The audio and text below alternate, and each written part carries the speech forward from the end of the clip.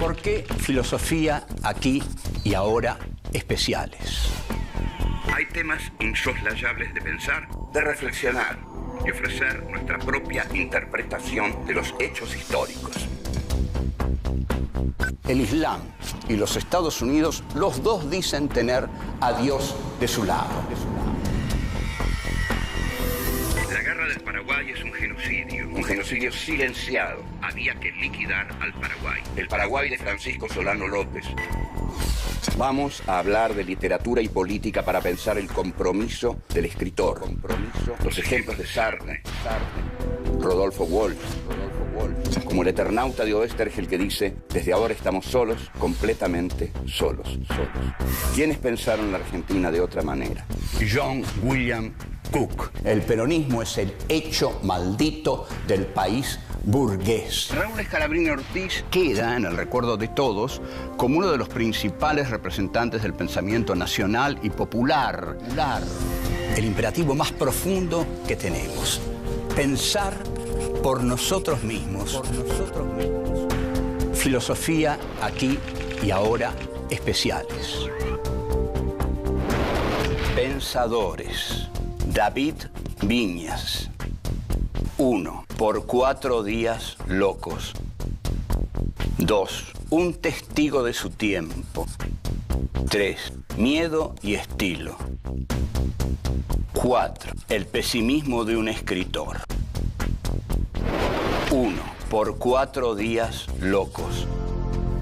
Vamos a hablar de David Viñas. Posiblemente sea la primera vez que se le dedica en la televisión argentina un programa a David Viñas, un programa entero para él. David Viñas nació en 1927 y murió en 2011.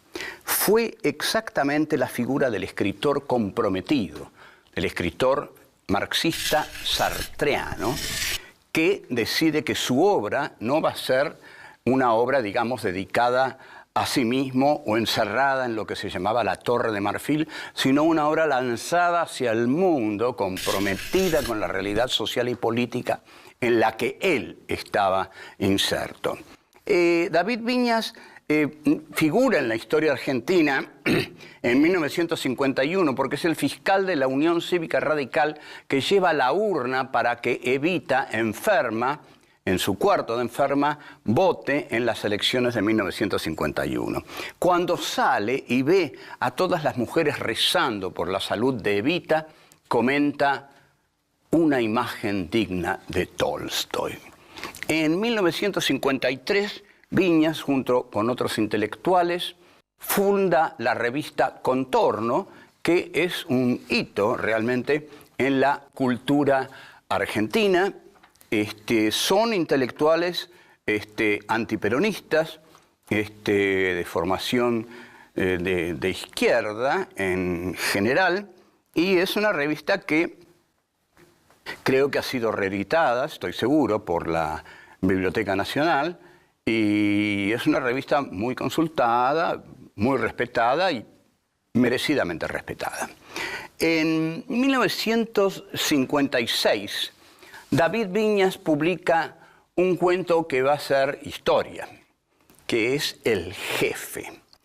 El Jefe lo publica en un libro que se llama Paso a los héroes y otros cuentos de la década absurda. La década absurda es la década del peronismo para David Viñas. David Viñas se definió a sí mismo, no aceptó nunca ser definido como un gorila.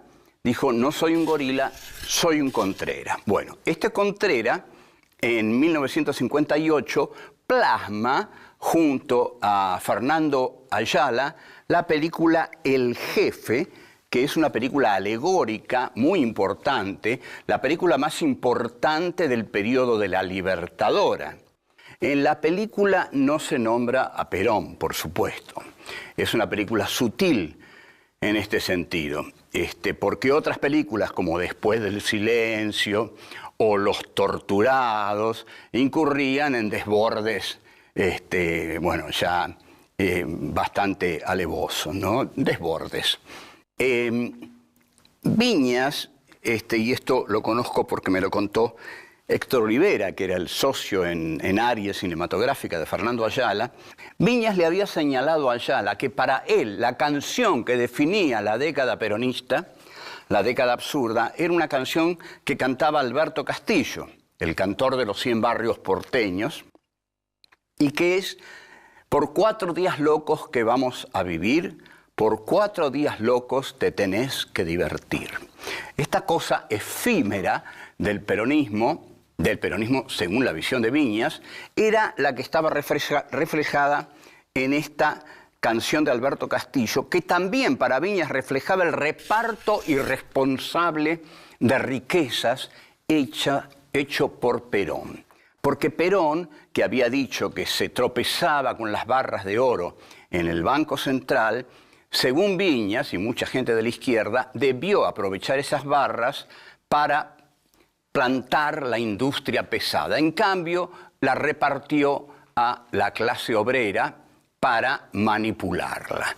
Entonces, en lugar de plantar la industria pesada para la eternidad, decidió dilapidar esos dineros a los obreros, porque total, por 4 días locos que vamos a vivir, por 4 días locos te tenés que divertir. Los obreros estaban contentos con vivir y divertirse por fin en la historia argentina. El caudillo manipulador se llama Berger, que se escribe Berger. Ahora vamos a ver por qué en la película se pronuncia Berger.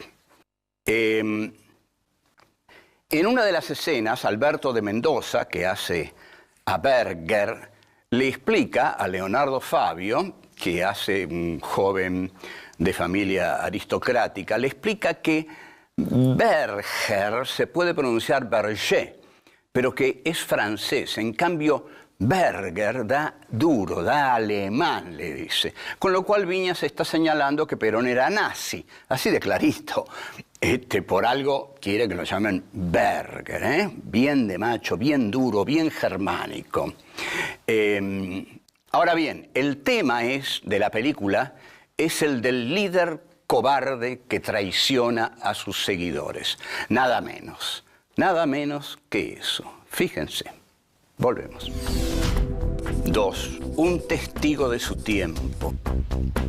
Berger traiciona a los suyos porque dentro de los avatares de esta banda que Berger encabeza, se produce una muerte, y de esa muerte debió haberse hecho responsable Berger, pero Berger se presenta en la comisaría y delata a Fabio, y cuando se descubre la verdad de que él fue quien mató a esa mujer, se quiebra en sollozos y lo llevan preso. Con lo cual, lo que está diciendo Viñas es que este líder era un líder de cartón, un líder que se quebraba y que no siguió a su pueblo hasta el momento más difícil y más duro de su travesía, sino que trató de venderlo primero y después se quebró cobardemente. Indudablemente David Viñas fue siempre, hasta último momento, un testigo de su tiempo. Eso quiso ser y eso fue. Uno de sus cuentos más extraordinarios y que revela su sensibilidad popular, a pesar de ser un contrera al peronismo, revela su comprensión profunda del peronismo, es el cuento de 1963, La señora muerta, que está en Las malas costumbres. Hay que leer esto. El cuento de La señora muerta narra las peripecias de un tipo que se llama Moure y que va el día los largos días del sepelio, del velatorio de Eva Perón. Había colas y colas y colas, y este Moure va con un propósito bastardo a la concentración de gente que está esperando para darle un beso al féretro de Evita. Va para levantarse una mina, algo que crea indignación en muchos lectores peronistas de Viñas. Pero la idea es poderosa y es formidable. Moure llega, es de noche, ve una larga fila de gente adolorida por la muerte de Evita y se acerca a una mujer que le gusta. La mujer está cansada, la mujer tiene hambre, la mujer está mojada porque llueve y Moure le comienza a hacer el clásico chamullo argentino y consigue llevársela en un taxi con la promesa de que van a comer algo. No comen porque es tarde, porque llueve, y el taxi va recorriendo hoteles, lo que en esa época se llamaba amuebladas, y porque Moure quiere ir ahí con la mujer que se llevó de la cola, que esperaba darle un beso a Eva Perón. Y esta es una mujer simple, tiene frío, quiere ir a un lugar a descansar, y Moure le dice, bueno, vamos. No, este hotel está cerrado, le dice el taxi. Vamos a otro, también está cerrado. Vamos a otro, también está cerrado. Hasta que el taxista le dice, mire, únicamente que vayamos a la provincia, pero no hay ninguna garantía. ¿Qué le va a hacer? Hay que aguantarse. Esto es por la señora. Y cuando le dice esto es por la señora, Moure se da cuenta que todo está cerrado por la muerte de la señora. Entonces exclama, es demasiado esto por esa yegua. Y ahí ocurre algo que Viñas capta muy bien. La mujer que había estado callada lo mira y le dice, ah, no, eso no se lo permito. Y Moure no entiende bien lo que le está diciendo. Y ella le repite, eso sí que no se lo permite, que no se lo permito. Abre la puerta del auto y se va. O sea, creo que aquí Viñas atrapa el sentimiento genuino popular de amor por Eva Perón, porque cuando Moure la insulta, esta mujer que parecía fácil, que parecía manipulable, algo tonta, le pone un límite. No, yegua no, eso no se lo permito, eso sí que no. Viñas luego publica una novela excepcional en 1958 que se llama Los dueños de la tierra, que es la primera novela, hasta donde yo sé, que se escribe sobre la tragedia de los hechos que ocurrieron en la Patagonia en la década, a comienzos de la década del 20. Es una novela comprometida, es una novela valiente, es una novela cuidadosamente escrita. Quizá, en mi concepto, es la novela más cuidadosamente escrita de las que escribió Viñas. Es una novela atrapante, en la cual hay un juez que es un pariente de Viñas, porque el juez Viñas que va a interceder al sur, a mediar, el juez Viñas era pariente de Viñas, o sea que Viñas tiene como el deber hereditario de escribir una novela sobre los hechos de la Patagonia trágica. Y luego imagina un diálogo que mantiene el juez con Hipólito Yrigoyen cuando este juez regresa, y este juez sabe que Yrigoyen autorizó la represión, lo cual es una carga muy, muy pesada para don Hipólito. El juez imagina que cuando se entreviste con Yrigoyen, Yrigoyen le va a decir que los miembros del ejército no eran sino parte de una entidad indivisible y que era imposible juzgarlos. O sea, Yrigoyen le dice al ejército, no lo vamos a juzgar, lo que ocurrió, ocurrió y este caso está cerrado. El juez se va, por supuesto, triste y apenado por la injusticia de hacer justicia a esa gigantesca matanza. Al terminar de leer Los dueños de la tierra, sabemos que hemos leído una gran novela comprometida, una gran novela que Sartre hubiera aprobado con gran entusiasmo. Es una novela en la cual se juega el aspecto social, el aspecto económico, el aspecto literario y estilístico. Bravo Viñas por esta novela. Volvemos. 3. Miedo y estilo. El ensayo principal de David Viñas es Literatura Argentina y Realidad Política. Es un ensayo importantísimo, insoslayable. Su estructura es la siguiente. El tomo 1 lleva por subtítulo De los jacobinos porteños a la bohemia anarquista, y el tomo 2 lleva por subtítulo nada menos que dos nombres muy fuertes, que son Lugones y Walsh.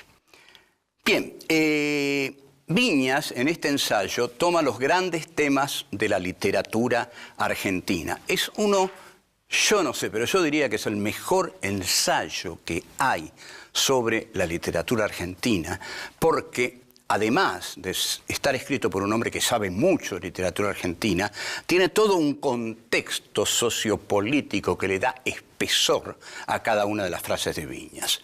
Viñas, además, tiene un punto de vista que a mí me agrada mucho y analiza a la generación del 80 como la generación del apogeo de la oligarquía.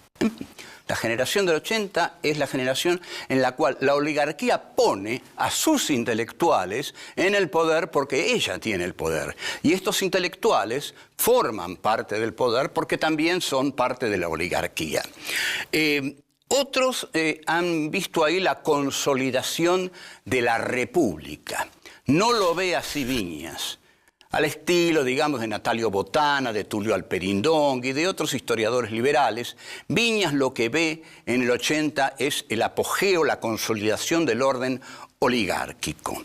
Tiene un capítulo dedicado a Miguel Cané y ese capítulo se llama acertadamente Miedo y estilo. Viñas es el que tiene el gran mérito de haber recuperado, de haber sacado a luz para la intelección de nuestra historia un texto notable de Miguel Cané que expresa el miedo de la generación del 80 a las clases subalternas, a las clases llegadas por la inmigración. Cané en ese texto termina pidiendo a la chusma inmigratoria que se infiltra en los salones oligárquicos, sobre todo respeto a las mujeres de su clase.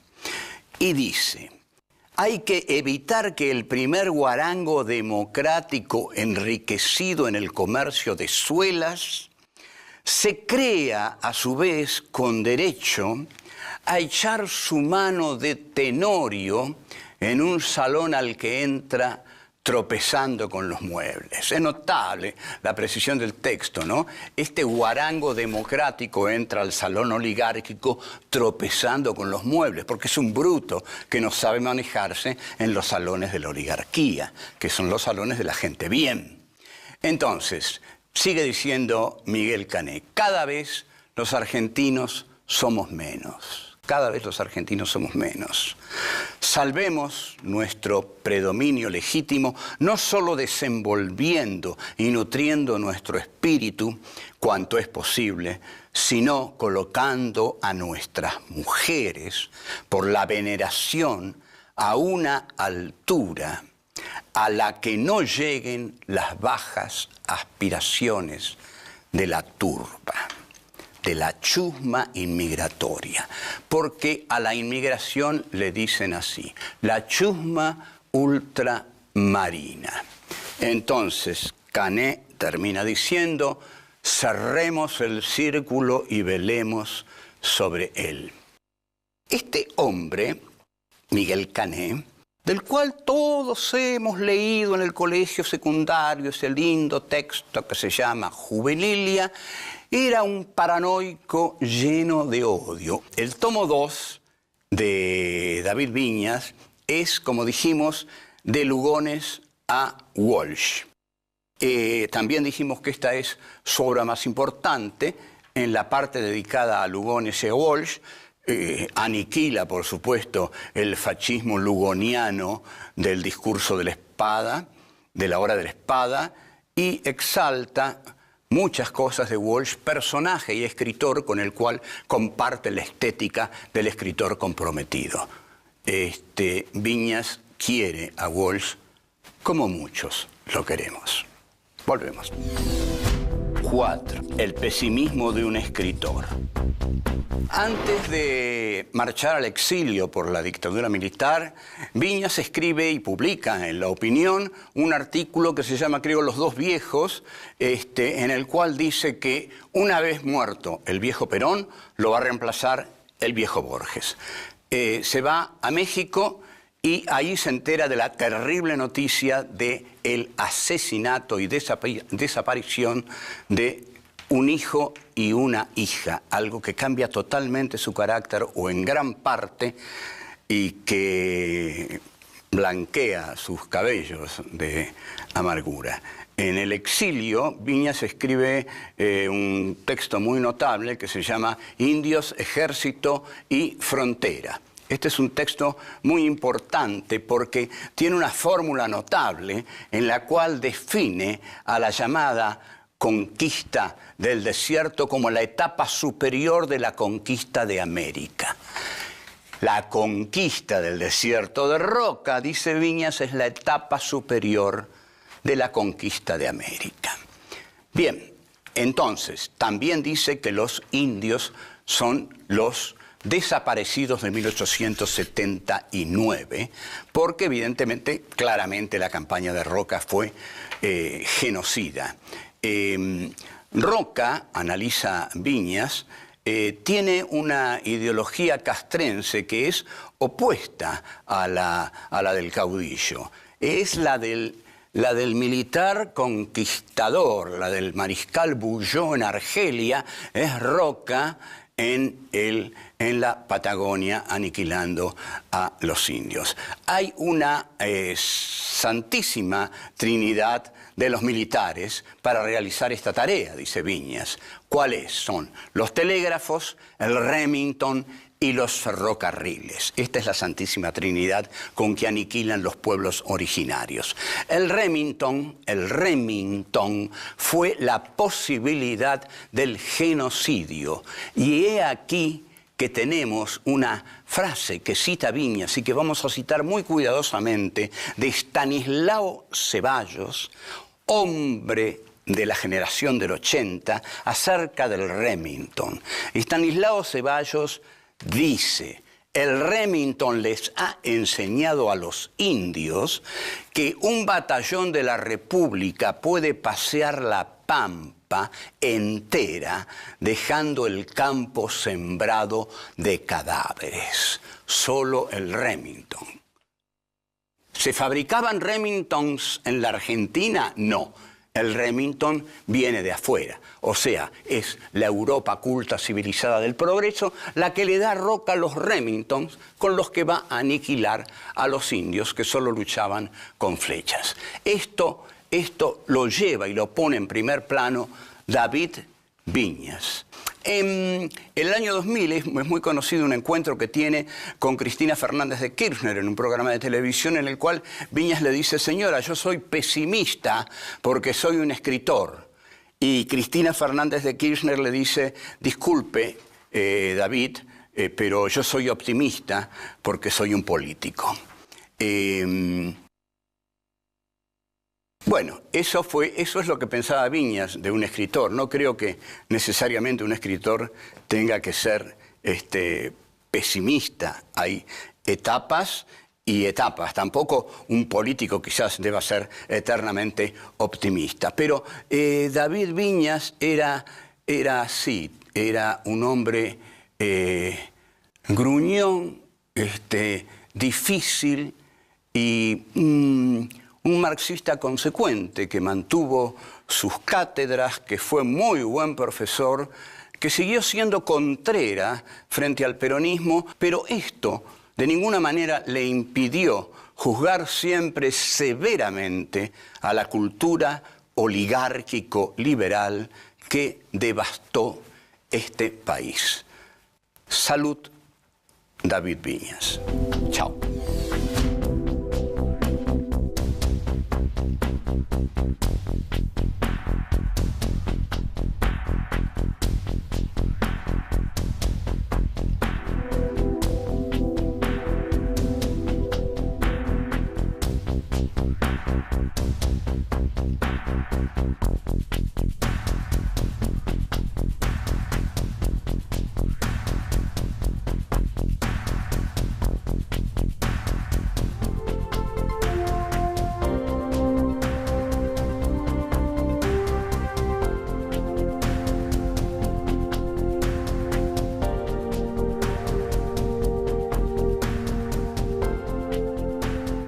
Intelectuales, funda la revista Contorno, que es un hito realmente en la cultura argentina.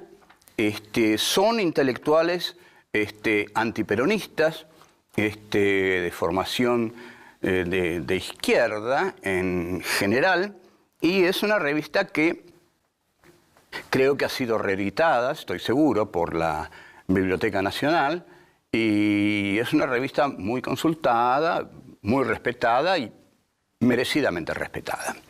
En 1956, David Viñas publica un cuento que va a ser historia, que es El Jefe. El Jefe lo publica en un libro que se llama Paso a los héroes y otros cuentos de la década absurda. La década absurda es la década del peronismo para David Viñas. ¿Por qué filosofía aquí y ahora especiales?